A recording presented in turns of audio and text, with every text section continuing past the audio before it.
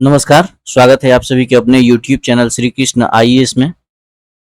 तो ये हमारा क्लास नंबर तीसरा है जिसमें हम प्रैक्टिस सेट की शुरुआत किए हुए हैं। तो आप सभी को हमने पिछले 2 वीडियो में जो कि बायोलॉजी से संबंधित हैं, उसमें हम कुल 100 प्रश्नों को करा चुके हैं। अब आगे जितने भी हमारे प्लेलिस्ट आएँगे, प्लेलिस्ट में वीडियो आएँगी, उसमें 25 क्वेश्चन रहेंगे एक वीडियो में। कारण कारण ये है कि ज़्यादा लंबा वीडियो ना हो जाए और आपको उबाऊ ना लगे, इसलिए हमने 25 वीडियो का ही एक प्रैक्टिस सेट की श्रृंखला को शुरू किया है। कोई नया नहीं है, बस इसी में 2 वीडियो हमने 50-50 क्वेश्चन के रखे हुए हैं और ये तीसरा वीडियो से हमने 25 क्वेश्चन के प्रैक्टिस सेट एक सेट को शुरुआत करने की प्रयास किया हुआ है, जिसमें टॉप बायोलॉजी के क्वेश्चन रहेंगे, जिसमें आपको किन-किन एग्ज़ामों में मुख्य रूप से बीपीएससी 71वीं, बिहार एसएससी में ग्रेजुएशन लेवल के हैं, ग्रेजुएशन लेवल के हैं या फिर +2 लेवल के हैं या फिर जितने भी एएसओ, बीएसओ जितने भी एग्ज़ाम के फॉर्म भरे गए हैं या फिर भरे जाएँगे भविष्य में, उन सभी के लिए बायोलॉजी से जितने भी प्रश्न पूछे जाएँगे, आपको एक भी बाहर नहीं आने वाले हैं। इसी से रिलेटेड क्वेश्चन को पूछे जाएँगे, हम इतना करा देंगे कि आपको आपको निश्चिंत ही इसमें से प्रश्न देखने को मिलेंगे, ठीक है? फिर बिहार एसआई के जो वैकेंसी आने वाली है उसमें या फिर जो भी बिहार पुलिस के लिए फॉर्म भरे हैं उसमें, बिहार एसएससी रेलवे या फिर जितने भी वन डे कॉम्पिटिटिव एग्ज़ाम हैं, जिसमें बायोलॉजी क्वेश्चन पूछे जाते हैं, उनके लिए बहुत इम्पोर्टेंट साबित होने वाली हैं। तो इसे विस्तार से देखें, स्किप न करें और यथासंभव जितने भी आपको क्वेश्चन के उत्तर आ रहे हैं, तो आप कमेंट बॉक्स में लिखते जाएँ। इससे क्या होगा, आपकी स्मृति पटल पे ये प्रश्न छपी रहेंगी और आपको दीर्घ समय तक याद रहेंगी, ठीक है? तो आपको भी एक थोड़ी-सी इसमें कर्तव्य का निर्वहन कर देना है कि श्री कृष्ण आईएएस जो चैनल है, इसे आप सब्सक्राइब कर लें, बेल आइकॉन को ऑन कर लें और अपने दोस्तों के पास शेयर करें और जो भी सुझाव हों वीडियो, ऑडियो, कंटेंट जिससे भी संबंधित सुझाव हों या फिर नए टॉपिक पे वीडियो चाहते हों, तो आप सुझाव अपना कमेंट बॉक्स में दीजिए और वीडियो अगर पसंद आ रही हैं, तो वीडियो को लाइक करें। ज़्यादा टाइम पास ना करते हुए चलिए आज के प्रैक्टिस सेट तीसरे के पहले प्रश्नों की ओर चलते हैं।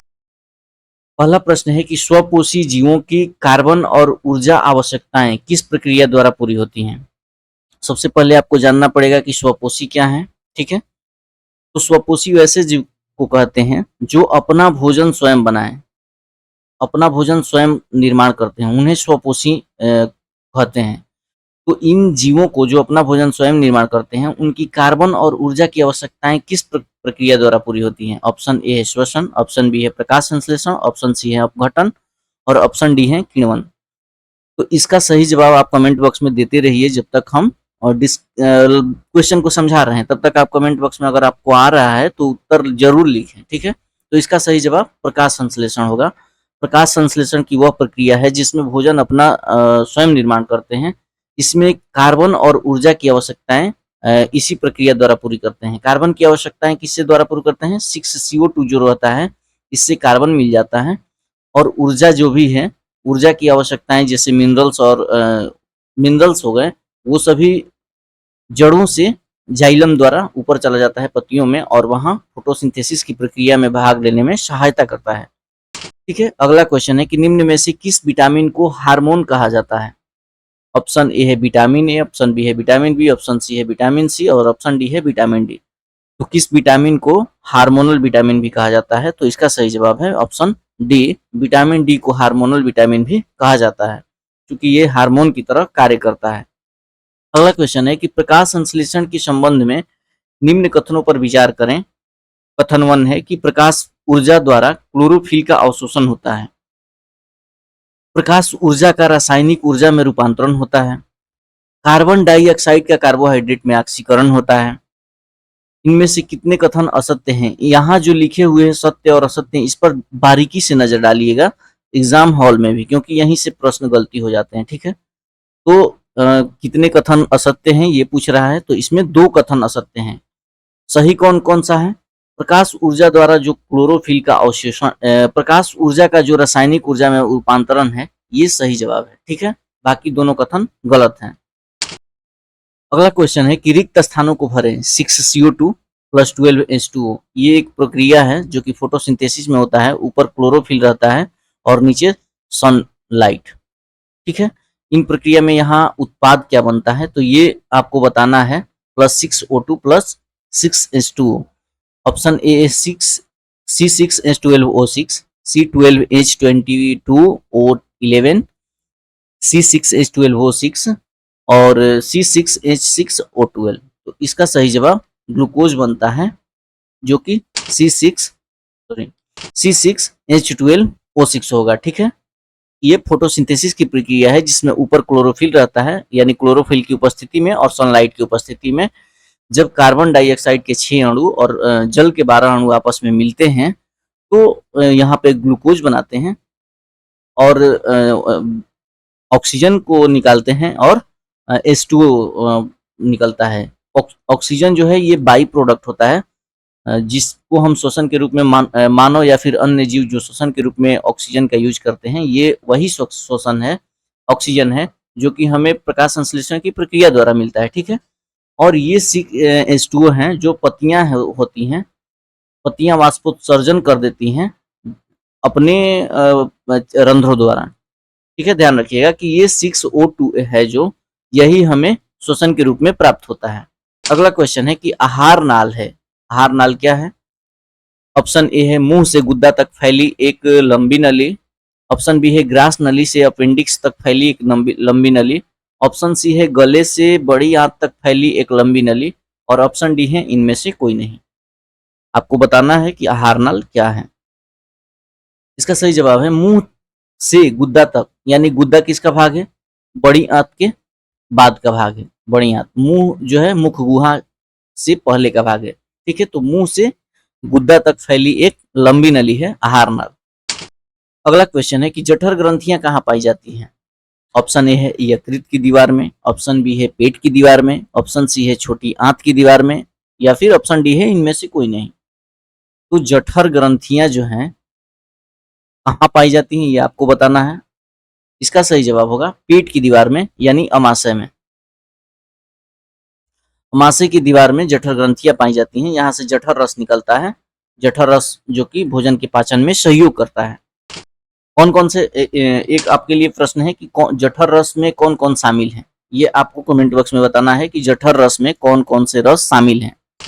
अगला क्वेश्चन है कि निम्न में से कौन सा अंग कार्बोहाइड्रेट, प्रोटीन और वसा का पूर्ण पाचन का स्थान है? इस अंग में कार्बोहाइड्रेट, प्रोटीन और वसा की पूर्ण पाचन हो जाती हैं। ऑप्शन ए है अग्नाशय, ऑप्शन बी है यकृत, ऑप्शन सी है छोटी आंत और ऑप्शन डी है बड़ी आंत। इसका सही जवाब होगा छोटी आंत। छोटी आंत में ही पूर्ण पाचन हो जाता है और यहीं से अवशोषण का काम होता है। ध्यान रखिएगा कि अवशोषण का काम छोटी आंत से शुरू हो जाता है और पूर्ण अवशोषण अगर पूछेगा, पूर्ण अवशोषण, तो पूर्ण अवशोषण का काम बड़ी आंत में होता है। बड़ी आंत में ध्यान रखिएगा कि पाचन की कोई भी क्रिया बड़ी आंत में नहीं होती है। पाचन की कोई भी क्रिया बड़ी आंत में नहीं होती है, ध्यान रखिएगा, बहुत इंपॉर्टेंट है। पूछे जाते हैं कि पाचन की पूर्ण प्रक्रिया जो है बड़ी आंत में खत्म होती है, तो ये गलत जवाब है। यहाँ पे अवशोषण होता है और जो वेस्ट मटेरियल हैं उनको शरीर के बाहर करने के लिए कुछ लिक्विड मिलाए जाते हैं, वो सभी बड़ी आंत में होती हैं, ठीक है। अगला क्वेश्चन है कि एक मनुष्य दुर्घटनाग्रस्त हो जाता है और उसे रक्तदान की आवश्यकता होती है, किंतु उसे रक्त समूह का परीक्षण करने का समय नहीं होता है, यानी इमरजेंसी मान के चलिए। इमरजेंसी में निम्न में से कौन सा रक्त समूह उसे दिया जा सकता है? यानी बिना रक्त की, जैसे कि बिना रक्त के जांच किए हुए कि कौन सा रक्त उसका है, किस ग्रुप का वो जो व्यक्ति घायल है वो किस ब्लड ग्रुप का है, इन सभी की जांच न करते हुए यानी कोई भी रक्त किसे चढ़ाया जा सकता है, कहने का कुल प्रश्न यही है। ऑप्शन है ए है ओ पॉजिटिव, ऑप्शन बी है ओ निगेटिव, ऑप्शन सी है ए बी पॉजिटिव और ऑप्शन डी है ए बी निगेटिव। आपको बताना है कि सर्वग्राही कौन है, यानी कोई भी रक्त ले सके वही सर्वग्राही होगा। बिना जांच किए हुए तो उसे ही दिया जा सकता है। तो ऑप्शन ए है ओ पॉजिटिव, ओ पॉजिटिव उसे दिया जा सकता है, ठीक है। कौन सा रक्त समूह उसे दिया जाता है, यानी सर्वदाता बोल रहे हैं, सर्वदाता यानी किस रक्त को दिया जा सकता है। अगर पूछता कि कौन सा रक्त वह ग्रहण कर सकता है तो यही है, सर्वदाता। अगला है कि निम्न कथनों पर विचार करें। कथन 1 है कि तंत्रिका तंत्र संदेश को है प्रेषित करने के लिए विद्युत आवेगों का उपयोग करता है। कथन 2 है कि रासायनिक समन्वय पौधे और जानवरों दोनों में देखा जाता है। ठीक है, कौन सा कथन गलत पूछ रहा है, तो आपको बताना है कि इनमें से कौन सा कथन गलत है। तो इनमें से कोई कथन गलत नहीं है, यानी तंत्रिका तंत्र जो है संदेश को प्रेषित करने के लिए विद्युत आवेग, इलेक्ट्रिक इम्पल्स कहलाता है, न्यूरॉन्स में होते हैं, उसका प्रयोग करता है। और वही अगर रासायनिक समन्वय देखा जाए तो पौधों और जानवरों में दोनों में देखा जाता है। अगला है कि पादप हार्मोन के संबंध में निम्न कथनों पर विचार करें। कथन 1 है साइटोकाइनिन वृद्धि को रोकता है, एब्सिसिक जो एसिड है वो कोशिका विभाजन को बढ़ावा देता है, और जिब्रेलिन्स जो है तना की वृद्धि में मदद करता है। कितने कथन बताना है सत्य हैं। आप देख ही पा रहे होंगे कि थोड़ा सा कठिन है, कठिन लेवल है, यानी ये यूपीएससी पैटर्न पूछती है कि कितने कथन सत्य हैं। तो आप सभी तैयार रहिए पहले से ही कि अगर बाय द वे परिवर्तन होता है या फिर क्वेश्चन में हेर फेर होता है, ऑप्शन में हेर फेर होता है, तो आप उसके लिए अवगत रहें, पहले से तैयार रहें, ताकि एग्जामिनेशन हॉल में घबराहट ना हो। तो इन सभी तरीकों के प्रश्नों से अवगत रहिए। ठीक है, इसीलिए हम ये प्रैक्टिस सेट की थोड़ी सी लेवल ऊपर रखे हुए हैं। तो इसका ऑप्शन ए है केवल एक, ऑप्शन बी केवल 2, ऑप्शन सी सभी 3 और ऑप्शन डी सभी कथन असत्य हैं। तो इसमें केवल एक कथन सत्य है, ये आपको बताना है कि कौन सा कथन सत्य है। ठीक है, अगला है कि निम्न में से कौन सी अंतःस्रावी ग्रंथि के उदाहरण है। इंडोक्राइन ग्लैंड पूछ रहा है, अंग्रेजी में बात करें। एक है पीयूष ग्रंथि, थायराइड ग्रंथि, लार ग्रंथि या फिर एड्रिनल ग्रंथि। तो इसका आपको बताना है कि निम्न में से कौन सी अंतःस्रावी ग्रंथि के उदाहरण है। इसका सही जवाब होगा 1, 2 और 4। लार ग्रंथि जो है ये बहिस्रावी और अंतःस्रावी बहिस्रावी ग्रंथि के ही उदाहरण है। ठीक है, अगला क्वेश्चन है कि रक्तचाप, लार और उल्टी जैसी अनैच्छिक क्रियाएं किसके द्वारा नियंत्रित होती हैं। ऑप्शन ए है मज्जा, option B pons, option C मस्तिष्क और ऑप्शन डी है सेरिबेलम। सेरिबेलम भी मस्तिष्क का ही भाग है। तो आप बताइए कि रक्तचाप, लार और उल्टी जैसी अनैच्छिक क्रियाएं जो हैं उन किनके द्वारा नियंत्रित होती हैं। तो इसका सही जवाब है मज्जा द्वारा, जो कि मज्जा है, मैरो है, ये सभी इन सभी क्रियाओं को नियंत्रित करता है। अगला है कि पादप कली है। कथन ऑप्शन ए है एक भ्रूणीय टहनी है, या ऑप्शन बी एक भ्रूणीय पत्ती है, या फिर ऑप्शन सी है एक भ्रूणपोष है, या फिर ऑप्शन डी है एक बीज है। पादप की जो कली है वो क्या है, निम्न में से कौन सा उदाहरण जो है पादप की कली का है। तो इसका सही जवाब होगा एक भ्रूणीय टहनी है पादप की कली। ठीक है, सॉरी सॉरी, ये पादप की, हाँ हाँ ठीक है, पादप की जो पादप में ये कलियां और बड्स होती हैं, इनको बोल रहा है पादप की कली। एक कली फूल वाला होता है, तो आप उसे कंफ्यूजन में ना पड़े, इसलिए ये पादप की जो कलियां निकलती हैं, बडिंग होती हैं, जिससे कि नए टहनियों का विकास होता है, इसके बारे में बात कर रहा है। ठीक है, अगला है कि निम्न में से कौन सा स्त्री केसर का गठन करता है। ऑप्शन कथन दिया है कि वर्तिकाग्र, परागकोश, पत्ती, वर्तिका, अंडाशय। तो स्त्री केसर का गठन कौन करता है, तो आपको बताना है।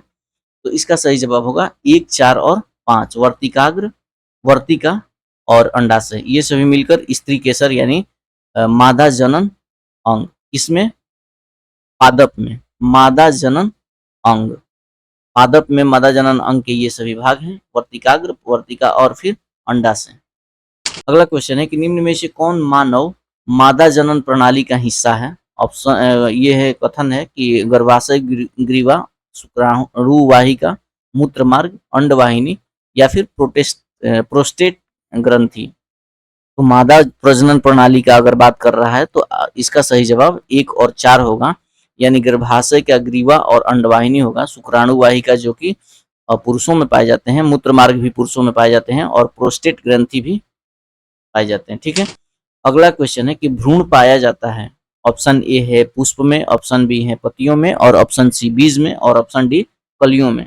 भ्रूण कहाँ पाया जाता है, तो ये बीजों में पाया जाता है। इसका सही जवाब ऑप्शन नंबर सी होगा।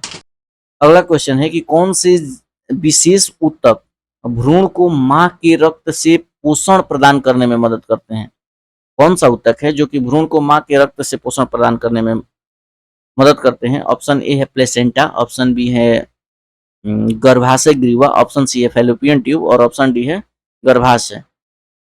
तो इसका सही जवाब प्लेसेंटा होगा।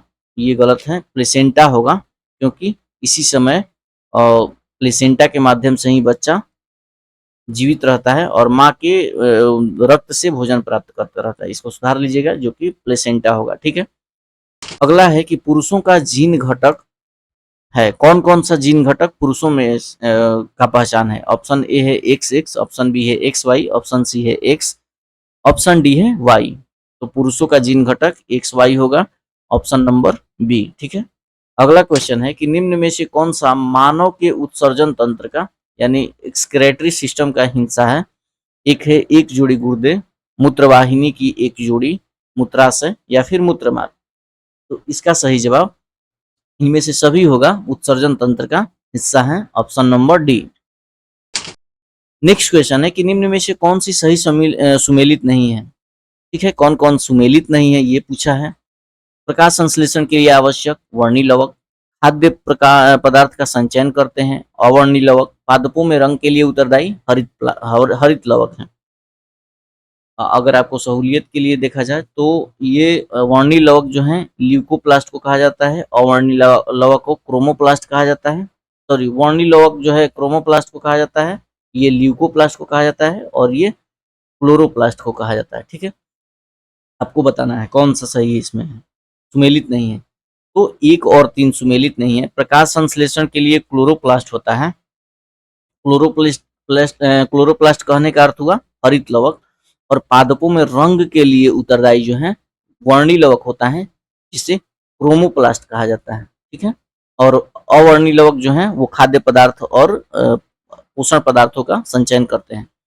अगला है कि निम्न में से पौधों के किस समूह को जनन के लिए पानी की आवश्यकता के कारण आमतौर पर पादप जगत का उभयचर कहा जाता है? कुल मिलाकर पादप जगत का उभयचर किसे कहा जाता है? ये बहुत इंपॉर्टेंट क्वेश्चन है, स्टार लगा लीजिएगा, किसी भी परीक्षा में पूछ सकता है। ऑप्शन ए है टेरिडोफाइटा, ऑप्शन बी है ब्रायोफाइटा, ऑप्शन सी है जिम्नोस्पर्म और ऑप्शन डी है एंजियोस्पर्म। तो इसका सही जवाब ब्रायोफाइटा होगा। ब्रायोफाइटा का को उभयचर कहा जाता है। किसका? पादप जगत का उभयचर कहा जाता है, उभयचर। ठीक है। अगला क्वेश्चन है कि हरे पौधों में प्रकाश संश्लेषण के दौरान क्या होता है? ऑप्शन ए है ऑक्सीजन का अवशोषण होता है और नाइट्रोजन का उत्सर्जन होता है, ऑप्शन बी है CO2 का अवशोषण होता है और ऑक्सीजन का उत्सर्जन होता है, ऑप्शन सी है ऑक्सीजन का अवशोषण होता है और CO2 का उत्सर्जन होता है, ऑप्शन डी है नाइट्रोजन का अवशोषण होता है और ऑक्सीजन का उत्सर्जन होता है। आप इसका जवाब कमेंट बॉक्स में देते रहिए, ताकि ये बहुत इंपॉर्टेंट क्वेश्चन है। इसके पीछे वाला जो पादप जगत का उभयचर पूछा है वो भी इंपॉर्टेंट क्वेश्चन है। ठीक है, तो इसका सही जवाब होगा कि CO2 का अवशोषण होता है और ऑक्सीजन का उत्सर्जन होता है, जिसे हमने देखा है कि 6CO2 जो है ये एंट्री करता है और O2 निकलता है बाई प्रोडक्ट में, जिसे हम श्वसन प्रक्रिया में हेल्प करते हैं। अपने श्वसन प्रक्रिया में ये हम इनहेल करते हैं। कौन? मानव। ठीक है, तो ध्यान रखिएगा कि CO2 जो है वो अंदर जा रहा है, यानी ग्लूकोज बनाने में फॉर्मेशन में काम आ रहा है, और O2 बाई प्रोडक्ट के रूप में बाहर निकल रहा है। अगला क्वेश्चन है कि कवक के संबंध में निम्न में से कौन सा कथन सही है? ऑप्शन ए है कवक स्वपोषी जीव है, ऑप्शन बी है कवक की कोशिका भित्ति सेल्यूलोज से बनी होती है, ऑप्शन सी है कि कवक जो है वो केवल अलैंगिक बीजाणुओं के माध्यम से प्रजनन करते हैं, और ऑप्शन डी है कि कवक जो है विषम पोषी जीव हैं जो क्षयकारी कार्बनिक पदार्थों से पोषक तत्वों को अवशोषित करते हैं। तो इसका सही जवाब होगा कि कवक जो है वो विषम पोषी जीव हैं जो क्षयकारी कार्बनिक पदार्थों से पोषक तत्वों को अवशोषित करते हैं, यानी मृतोपजीवी हैं। ठीक है, कवक स्वपोषी जीव न होकर विषम पोषी जीव हैं, ये भी ध्यान रखिएगा। ठीक है। अगला क्वेश्चन है कि निम्न में से कौन सी दवा जो है गिद्धों की मृत्यु का कारण बताई गई है? यानी गिद्ध किसी दवा के प्रभाव से आकर समाप्त हुए हैं या मर गए हैं, मरते मरते आज देखा जा रहा है कि विलुप्त प्राय जाति में शामिल हो चुके हैं गिद्ध। ऑप्शन ए है एस्पिरिन, ऑप्शन बी है क्लोरोक्विन, ऑप्शन सी है पेनिसिलिन, ऑप्शन डी है डाइक्लोफिनॉक। तो इसका सही जवाब होगा डाइक्लोफिनॉक जो है, इन्हीं दवाओं को जानवरों को दिया जाता था, जिससे जानवर खाकर मरते थे और उनकी मृत्यु के बाद अपघटन के रूप में जो गिद्ध कार्य करते थे, उनके शरीर से उनके शरीर में ट्रांसफर होता गया और धीरे-धीरे गिद्धों की जनसंख्या समाप्त होती गई। आज लुप्तप्राय जाति में शामिल हो गए हैं। ठीक है? आज का अंतिम सवाल है कि मानव मस्तिष्क का कौन-सा भाग जो है, मुख्य रूप से शरीर के तापमान और जल संतुलन सहित होमियोस्टेसिस को बनाए रखने के लिए उत्तरदायी है। यानी मानव शरीर के कौन-सा भाग है जो मुख्य रूप से जल संतुलन और शरीर का ताप और होमियोस्टेटिस जो है उसको संतुलन बनाए रखते हैं। सेरेबरम, सेरिबेलम, मेडुला ऑब्लंगेटा या फिर हाइपोथैलेमस। तो इसका सही जवाब होगा कि हाइपोथैलेमस जो है मानव मस्तिष्क में, वो मानव शरीर के तापमान का नियंत्रण करता है और जल का नियंत्रण करता है, जल संतुलन का नियंत्रण करता है कि जल कितना शरीर में कम है, कितना चाहिए, कितना अधिक हो गया है। और होमियोस्टेसिस का मतलब ब्लड से भी संबंधित है कि ब्लड से ही टेम्परेचर का निर्धारण होता है। तो ये मानव मस्तिष्क का हाइपोथैलेमस है, जो कि प्रेम, घृणा इत्यादि को भी देखता है। ये सभी कंट्रोल करता है। ठीक है? तो इतना समय अंतिम तक बने रहने के लिए आप सभी का धन्यवाद है और कृपया आपका सहयोग हमें बहुत ही आवश्यक है, तो कृपया आप चैनल को सब्सक्राइब कर लें, बेल आइकन को ऑन कर लें और अपने दोस्तों के पास शेयर करें और जो भी सुझाव हो कमेंट बॉक्स में देते रहिए और वीडियो अगर पसंद आ रही हो तो लाइक भी करें और इसे अपने स्टेटस में लगाएं। ठीक है? एक बात और कि हमारा प्रयास ये कैसा रहा, ये हमारा सेट तीसरा नंबर है। इस कुछ समय से हमारा सेट जो है डिसकंटिन्यू हुआ था। अब हम सभी लोग लगातार बने रह सकते हैं जब तक एग्ज़ाम है। ठीक है? कौन सा एग्ज़ाम? जितने भी हम पहले दिखाए हुए हैं कि बीपीएससी जो है, बीपीएससी 71वीं है, बिहार एसएससी, इन सभी एग्ज़ामों के तक बने रह सकते हैं, इन सभी सेट के साथ। ये सभी ऐसा नहीं है कि कोई स्पेशल एग्ज़ाम के लिए इम्पोर्टेंट है, ये सभी एग्ज़ामों के लिए इम्पोर्टेंट है, जो कि जिसमें बायोलॉजी का क्वेश्चन पूछे जाते हैं। और एक बात और कि जो साइंस के पोर्शन में बायोलॉजी का अहम रोल होता है, यानी सबसे ज़्यादा क्वेश्चन पूछे जाते हैं। इसलिए भी जितने भी इम्पोर्टेंट और थोड़ी-सी हार्डनेस लेवल की क्वेश्चन हैं, वो सभी करा दिए जा रहे हैं आपको।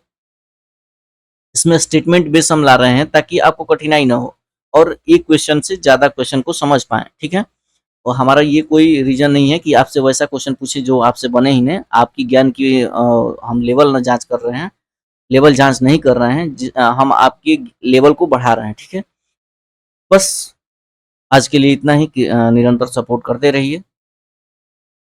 आज के लिए इतना ही बस। आज का अंतिम सवाल है जो कि आपको बताना है कि विलाई किस अंग में पाया जाता है? ऑप्शन ए छोटी आंत और ऑप्शन बी बड़ी आंत और ऑप्शन सी यकृत और ऑप्शन डी किडनी है। इसका जवाब हमें ज़रूर कमेंट बॉक्स में चाहिए होगा।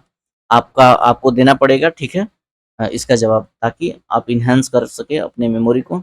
आज के लिए बस इतना ही। धन्यवाद। आपका समय शुभ हो। बने रहें लगातार श्री कृष्ण आईएएस पर।